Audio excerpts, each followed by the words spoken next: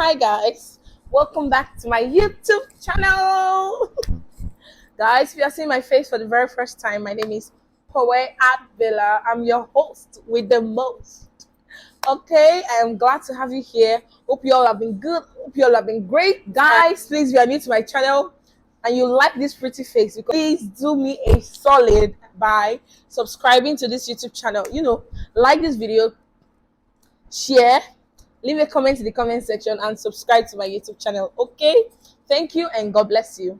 Meanwhile, guys, the topic I came here to trash today is one that, first of all, I had actually done a video about this, but I couldn't post this video because when your village people are planning something and they don't want you to shine, but my God gets power, my God strong positive. I said no, today I will talk about this because I feel like it is very important. These are questions that I asked myself a lot before I got married, and now that a lot of people are asking me these same questions, I feel like I should just come here and trash them out while we can, right? Because in this page we learn every day, we discuss and we learn every day.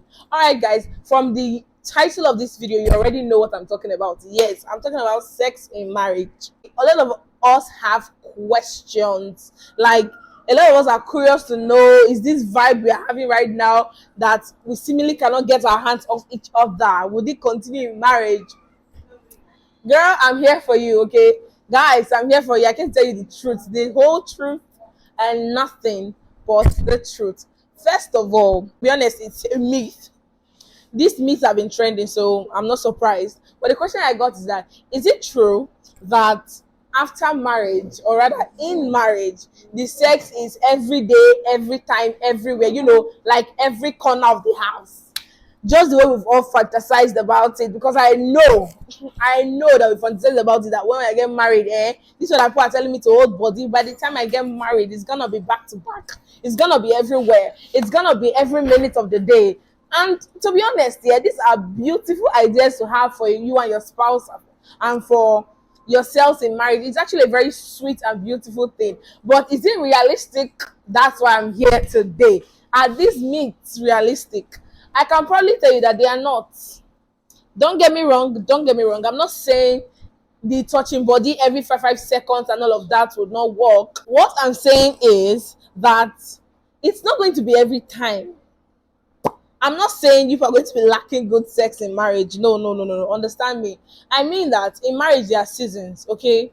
There are seasons where both of you cannot seem to get your hands off of each other. You just want to spend time together. You want to get cuddled up, booed up, go places together, touch each other, engage in each other's sexual beings, like just envelope each other, which is great, right? There are those times like that, and it can last for a while, right? Especially when you guys do not have kids, those times tend to be very, very regular. But there are also times in your lives where you guys, like, life just happens to you and you are caught up in events, you're caught up in situations, you're caught up in things that would take your time, your mind, so much so that sex is the last thing on your mind, or rather you would not even think about it, or one person might be thinking about it and the other person might not, and you won't have the guts to initiate it, because you know that this person's mindset is not even here at all. This person's mind is not even here at all. What am I trying to say? There are seasons in your life where both of you as a couple might be going through stuff. Take, for example, if you're a married couple with kids and a particular child of yours is going through a particular ailment. God forbid, we are rejecting that for us, but these things happen to people, right? So if you are having that entire crazy moment where a child is sick and all of that, do you want to tell me that is sex that you'll be thinking of? No, as a matter of fact, you would not, because at that time there are things that are more important. And God forbid, if this entire sickness lasts long, like months, you see people going months without sex. It's not like it's a good thing, it's just life, like, right? Like, life just happens.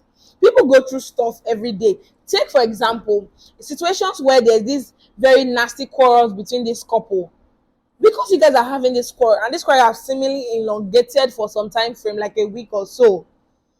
you see that this couple at this particular time, there's no such thing called, because I'm not talking about the one that you didn't cook the food well. I said something wrong I shouldn't have said, and then you're upset with me, and then I said I'm sorry, but you're still upset. I'm not about those kind of misunderstandings. So I'm talking about the one that shakes the core of your very marriage. I'm talking about this kind of strong misunderstandings. In situations like that, you will not be thinking about sex, right? I'm not saying this to debunk the fact that you people can have regular sex in your marriage. I'm not saying that. What I'm saying is understand that realistically, if there's any word like that, if I'm being realistic, you cannot have sex every day just because you're married. There are more important things, or rather, there are important things. There are other important things that also take your time and attention from sex. Yes, you can have sex as much as you want, but there are other important things that can also take your mind from sex. So debunk the idea that we're going to be having sex every time regular, because sometimes the man will not just be in that headspace because he's going through a lot mentally, physically. The woman can also not be in that space because she's going through a lot mentally, physically. Take for example, if the woman is having a baby, she's pregnant, and at that point she's having complicated issues with her pregnancy, she's having complications with her pregnancy. Are you telling me that sex is the thing on her mind? Because the doctor will just naturally tell her to avoid sex in total. Do you get? So things like that tend to cause a strain in sexual relationships. It is just advised that after the entire phase, that both of you come back and build that intimacy once again. Okay? Does that clarify your mindset about sex in marriage? Another thing I want to trash out is the ideology of women being asking that is it okay for women to initiate sex in marriage? Sis, come on, girl. Like, see, first of all, as much as you totally belong to this person, the person totally belongs to you.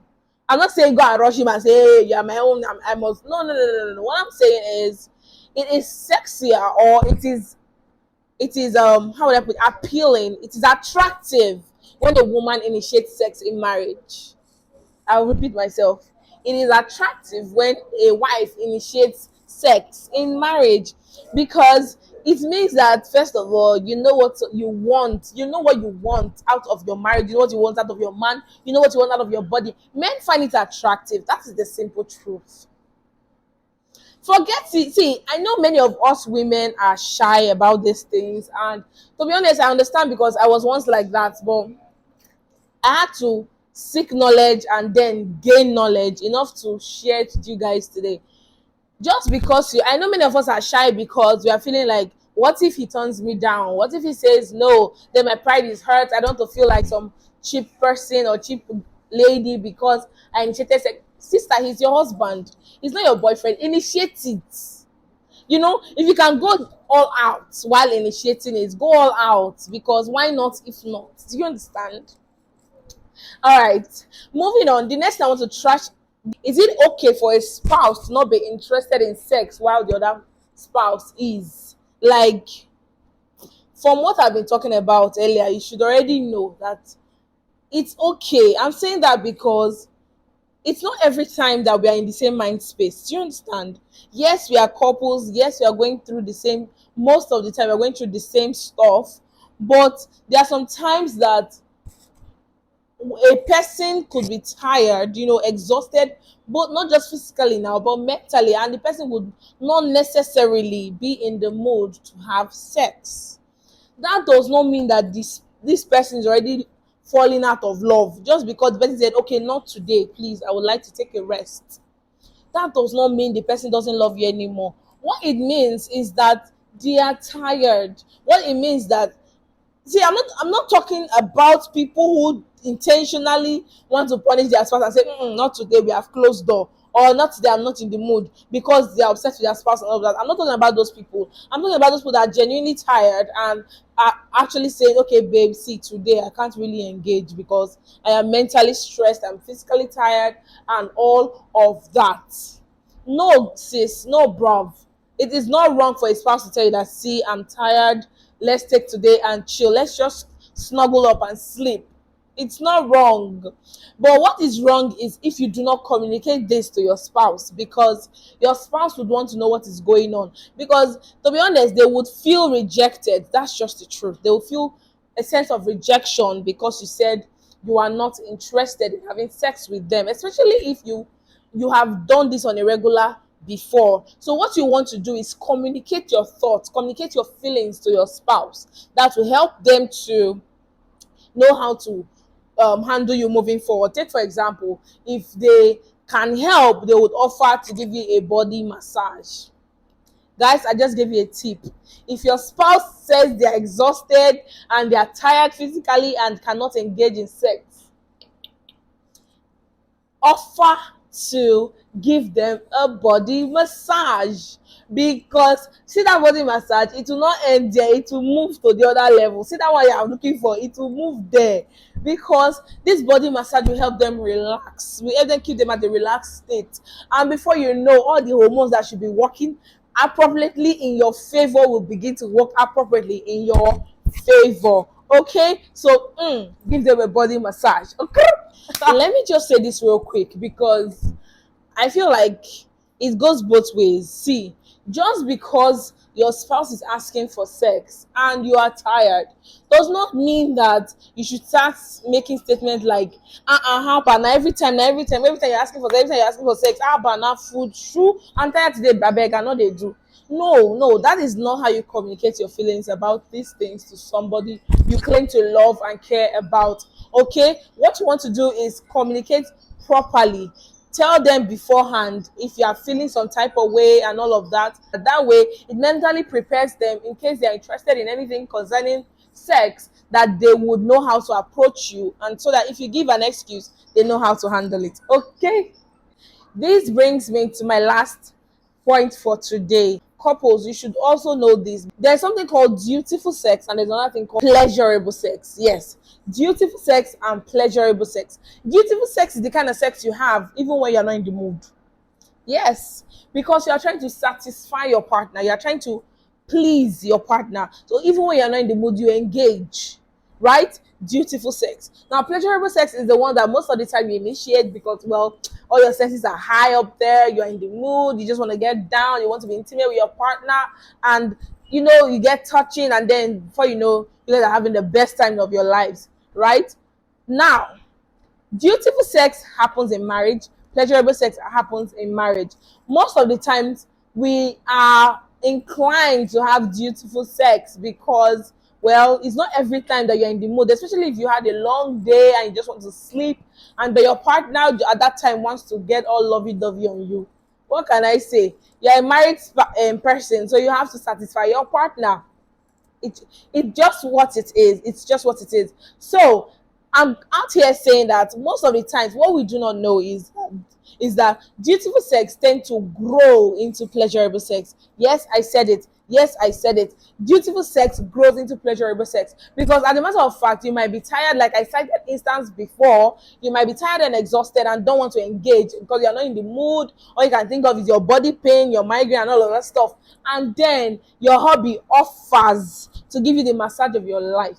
Now, this massage automatically releases your nerves and gives you in a relaxed state that helps you build your need for him, which in turn leads to pleasurable, mind-blowing, overwhelming sex. Okay, I was gonna use a word, but I'm just gonna end it there. Okay. All right. Now, guys, this brings us to the end of today's video. I hope you all learned a thing or two. Please, guys, do not forget to engage me in the comment section. Let me know your thoughts. Let me know what you think. Let me know your thoughts about all I've said. Let me know what you think. Engage me. Talk to me. I'm here for you. I got you. All right. Meanwhile, do not forget to like this video, share, and subscribe. Okay? Until we meet next time, guys, in my next video.